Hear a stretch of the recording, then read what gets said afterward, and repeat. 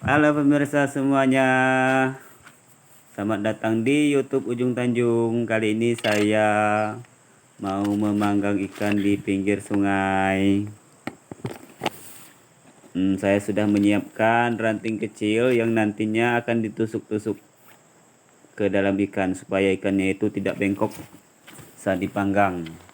Bukan hanya bengkok saja, nanti ikannya juga bisa patah itu. Nah, supaya tidak patah, saya sudah menyiapkan ranting. Jadi satu ikan itu ada satu ranting untuk ditusukkan ke dalam ikan supaya itu menjadi penguat agar ikannya itu tidak bengkok atau patah saat dibakar. Karena saya menggunakan kayu ini, dijepit pakai kayu ini, kemudian di ujungnya diikat. Nah, kalau tidak pakai ranting itu tadi, itu dipastikan patah ikannya masuk ke dalam api. Jadi ranting ini sangat berguna saat nanti dibakar. Nah, rantingnya disesuaikan, jangan terlalu panjang. Kalau terlalu panjang nanti terbakar saat proses pemanggangannya. Karena saya tidak bawa cabai, jadi saya hanya kasih garam saja pada ikan bakar ini. Nah, walaupun cuman pakai garam, ini rasanya sangat enak sekali guys. Karena ikan ini ikan sungai. Ikan sungai ini dibandingkan dengan ikan kolam, ikan air kolam atau ikan laut, itu lebih enak. Rasanya manis, gurih, teksturnya empuk. Apalagi kalau dibanding dengan ikan kolam. Ikan kolam itu agak sedikit anyir dibandingkan dengan ikan sungai ini. Kalau ikan sungai ini kurang anyirnya. Jadi walaupun tidak dibumbui itu tetap enak guys.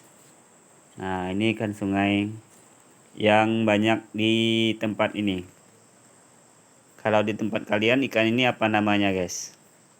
Ini saya hasil menjaring, bukan hasil memancing ya. Nah, saya tusuk-tusuk dulu supaya ikannya tidak bengkok dan patah nantinya.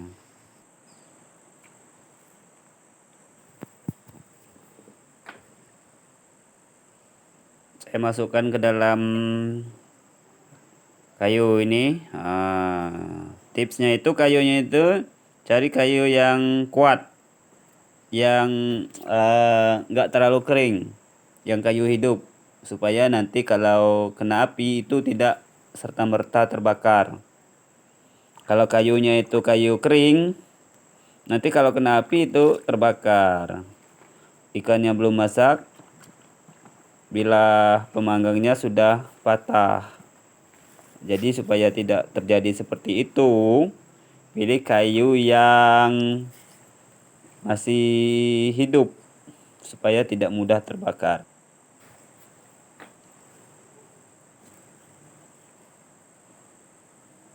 Nah, ini untuk ikan kecilnya saya tidak kasih bilah karena ini hanya ikan kecil. Beda kalau ikan yang besar tadi.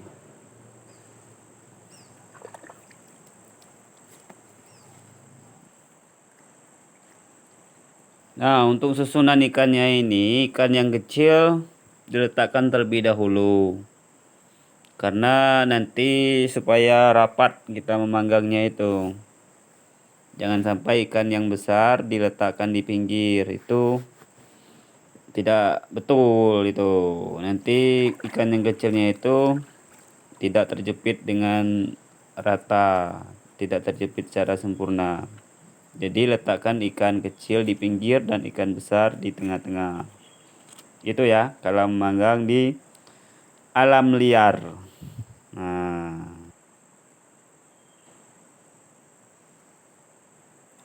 setelah kita masukkan yang kecil, nah yang besarnya diletakkan di tengah, di cekungan yang besar, supaya dia tidak menghalangi ikan kecil. Oke, kita manggal Nah, juga. itu masih keluar juga ikannya.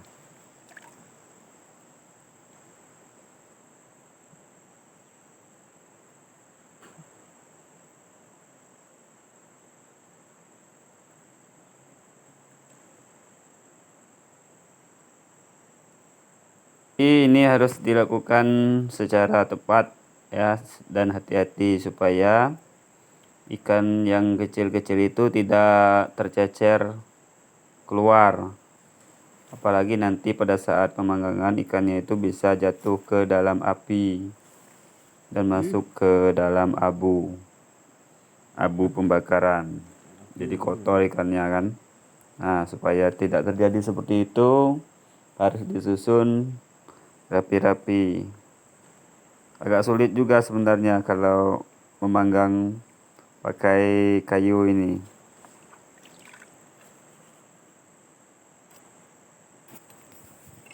Jadi sekarang ini suasananya lagi musim kemarau. Kemungkinan air ini tidak naik, hari tidak akan hujan karena ini musim kemarau. Tapi kalau musim penghujan, oh nggak berani guys, di sini bisa-bisa banjir ini sungainya. Jadi karena ini musim kemarau, jadi kita bisa santai tanpa memikirkan apakah hari mau hujan atau mau banjir. Jadi di sini itu enak banget karena suasananya tenang, sejuk, airnya sangat jernih. Nah, kalian bisa lihat sendiri kan airnya. Itu jernih sampai ke dasarnya, sampai batuannya itu terlihat semua. Nah, ini ada ikan kuning. Kenapa namanya ini?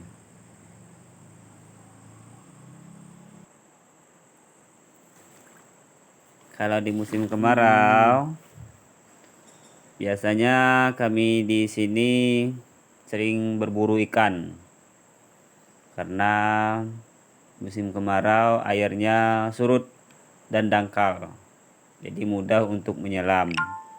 Kemudian ikannya juga tidak leluasa untuk pergi. Kalau musim penghujan airnya dalam, airnya bisa keruh, itu nggak kelihatan ikannya. Kemudian ikannya juga susah didapat kalau lagi musim banjir atau musim penghujan. Jadi paling enak